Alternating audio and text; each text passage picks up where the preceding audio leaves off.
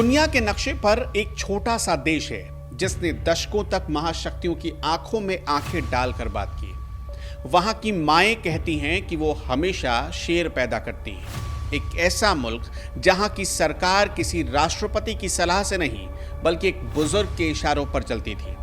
ये वो इंसान था जो कैमरे के सामने कम आता, लेकिन उसके एक आदेश पर पूरी दुनिया की सियासत और तेल की कीमतें बदल जाती। हम बात कर रहे हैं अयातुल्लाह अली खामनेई की, जिनके निधन के साथ ही ईरान के एक बड़े अध्याय का अंत हो चला है। लोग उन्हें खुदा का नुमाइंदा कहते थे और कुछ उन्हें दुनिया का सबसे जिद्दी तानाशाह। लेकिन क्या आप जानते हैं कि एक बेहद गरीब परिवार में जन्मा लड़का जिसके पास पहनने को अच्छे जूते और कपड़े तक नहीं थे, वो कैसे ईरान की सर्वोच्च गद्दी तक पहुंच गया? कैसे उसने ईरान में शाह की ताकतवर हुकूमत को उखाड़ फेंका और अपनी मौत तक वो दुनिया को चुनौती देता रहा। अली खामनेई की कहानी शुरू होती है साल 1939 में ईरान के मशहद शहर से। उनका परिवार बहुत धार्मिक और बहुत गरीब हुआ करता था। उनके पिता एक मामूली मौलवी थे जो तंगहाली में जीवन काट रहे थे। खामनेई ने खुद बताया था कि उनके बचपन में कई ऐसी रातें गुजरी जब उनके पास खाने को सिर्फ सूखी रोटी और चाय होती थी। उनके घर में रहने के लिए सिर्फ एक छोटा सा कमरा था जो बहुत पुराना और टूटा हुआ था। उनके पिता चाहते थे कि उनका बेटा भी धर्म की राह पर चले, बिल्कुल उनकी तरह। बचपन से ही खामनेई का दिमाग बहुत तेज था। जब उनकी उम्र के बाकी बच्चे गलियों में खेल रहे थे, तब खामनेई पुरानी किताबों को सीखने में अपना वक्त बिताते थे। यही वो समय था जब उनके मन में अयातुल्लाह बनने का बीज पड़ा। अयातुल्लाह का मतलब होता है खुदा की निशानी, जो शिया इस्लाम में सबसे बड़ा पद माना जाता है। खामनेई जब बड़े हुए तो वो हायर एजुकेशन के लिए ईरान के सबसे बड़े धार्मिक शहर कोम चले गए। उस वक्त ईरान पर राजा शाह पहलवी का राज था। राजा पहलवी देश को पश्चिमी देशों की तरह एकदम आधुनिक बनाना चाहते थे, एकदम मॉडर्न, हाई फाई। लेकिन ईरान के धार्मिक गुरुओं को ये बात पसंद नहीं आ रही थी। कोम में पढ़ाई के दौरान अली खामनेई की मुलाकात अयातुल्लाह खुमैनी से हुई। कंफ्यूज मत होइएगा, खुमैनी और खामनेई दोनों अलग अलग किरदार हैं। खुमैनी शाह के खिलाफ खुलकर बोलते थे और अली उनके विचारों के मुरीद हो गए। यहीं से खामनेई एक मौलवी से क्रांतिकारी बन गए। वो चोरी छिपे शाह के खिलाफ पर्चे बांटते थे और मस्जिदों में जाकर लोगों को जगाते थे। इसकी वजह से उन्हें कई बार जेल भी जाना पड़ा। शाह की खुफिया पुलिस सावाक ने खामनेई को जेल में बहुत प्रताड़ित किया।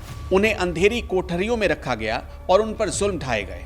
लेकिन खामनेई का इरादा और मजबूत होता चला गया। उन्हें समझ में आ गया कि अगर देश को बचाना है तो शाह की सत्ता को पलटना ही होगा। सालों के संघर्ष के बाद वो ऐतिहासिक पल भी आ गया जिसने ईरान का चेहरा बदल दिया। राजा पहलवी शाह को देश छोड़कर भागना पड़ा और अयातुल्लाह खुमैनी वापस ईरान लौट आए। इसे इस्लामिक क्रांति कहा जाता है। इस क्रांति में अली खामनेई का रोल बहुत बड़ा था क्योंकि वो खुमैनी के सबसे भरोसेमंद साथी थे।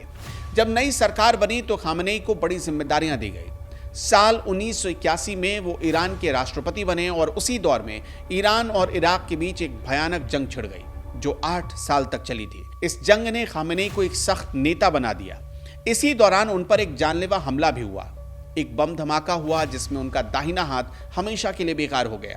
अपनी आखिरी सांस तक वो अपना सीधा हाथ कपड़ों के अंदर छिपा कर रखते थे। लेकिन इस हमले ने उन्हें ईरान की जनता की नजरों में एक जिंदा शहीद बना दिया, कौम का हीरो।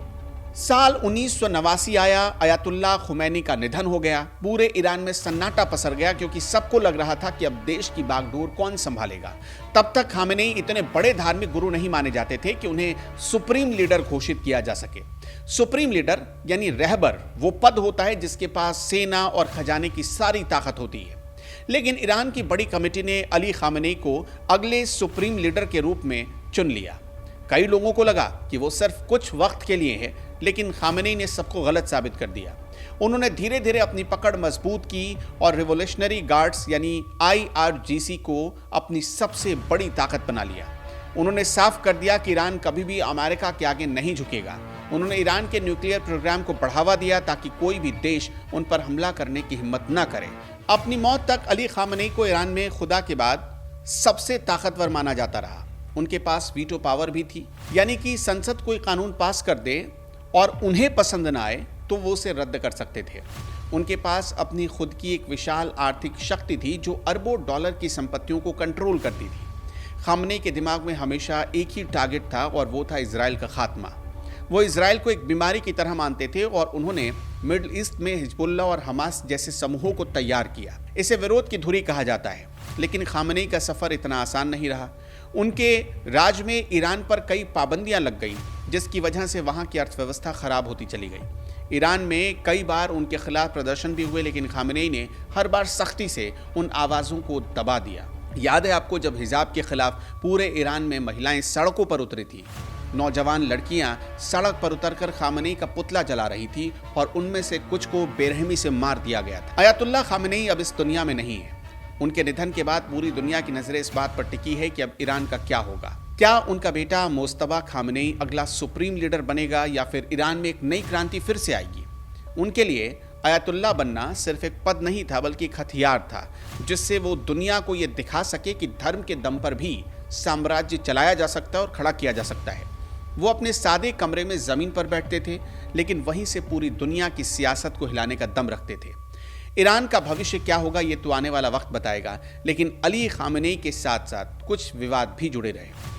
कहा जाता है कि उन्होंने अयतुल्लाह की डिग्री हासिल नहीं की थी, ये कुर्सी उन्होंने छीन कर ली थी। ईरान में उस वक्त भारी विरोध हुआ था, लेकिन अली खामनेई को इससे कोई फर्क नहीं पड़ा, क्योंकि वो पहले राष्ट्रपति थे तो उनको इस बात का इल्म था और तरीका भी पता था कि कैसे ईरान की पब्लिक से बात मनवानी है। खैर, अली खामनेई का नाम इतिहास में एक ऐसे नेता के रूप में इसके बाद भी दर्ज किया जाएगा जिसने आधी सदी तक दुनिया की महाशक्तियों की नाक में दम करके रखा।